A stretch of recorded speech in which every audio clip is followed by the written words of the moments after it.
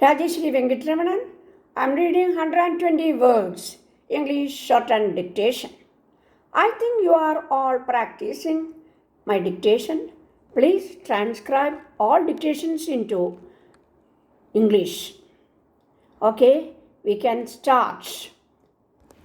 I have great pleasure in inaugurating this conference. The meeting of the Vice Chancellors is always an important occasion, and it is more so that this year, because of the anxious debate which has taken place all over the country on various problems of education and more especially on the problem of language. I am one of those who believe that such a debate and discussion is necessary and desirable, and we should welcome it. At the same time, language is an issue which is rather explosive in our country, and therefore extra care should be taken that the debate is conducted with reason, moderation and rationality. There is hardly any country in the world which is fully satisfied with the way of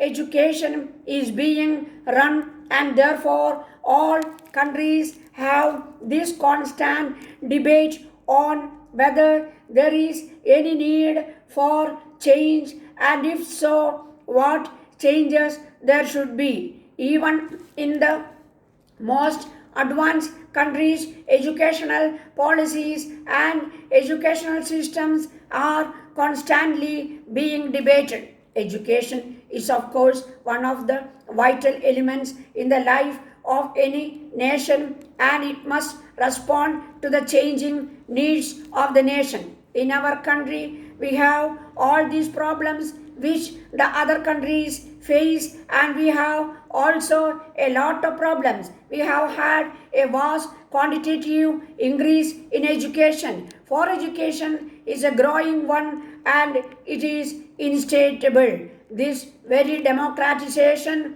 of education raises problems for us. Education must serve the needs of change, growth and modernization. At the same time, it must strengthen our unity. It should inculcate in our young men and women an outlook of tolerance and rationality. While we cannot avoid increasing quantity, we must at the same time try to encourage quality and foster excellence. We to do all things through what medium can we achieve results? How are we to develop nationally the quantity and quality, the spirit, the temper, the intellectual curiosity, and maintain creative links with the best of human, though outside our country also. It is from these points of view that we must look at our language policy. In my view, anyone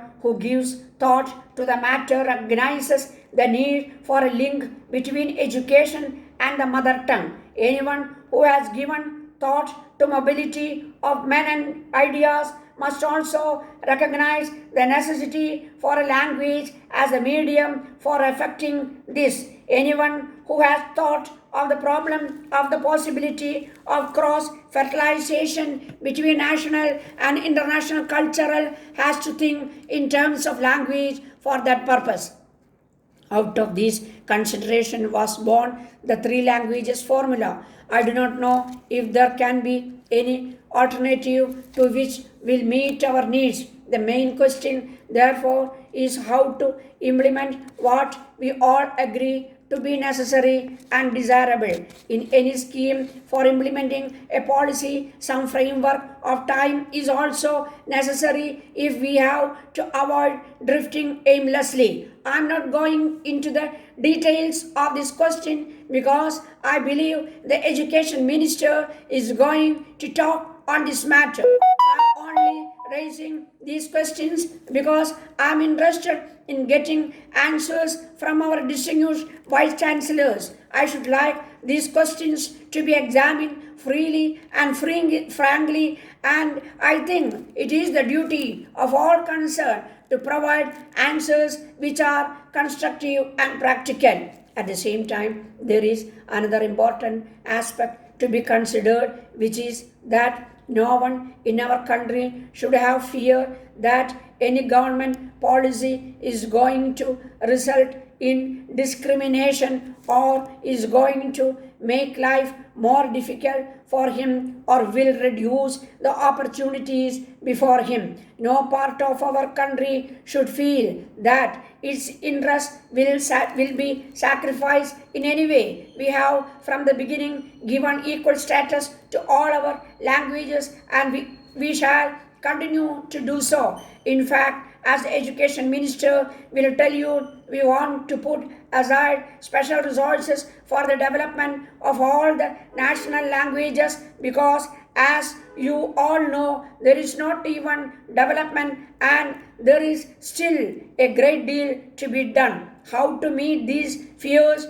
how to prevent these questions becoming political questions, this is also a problem before us.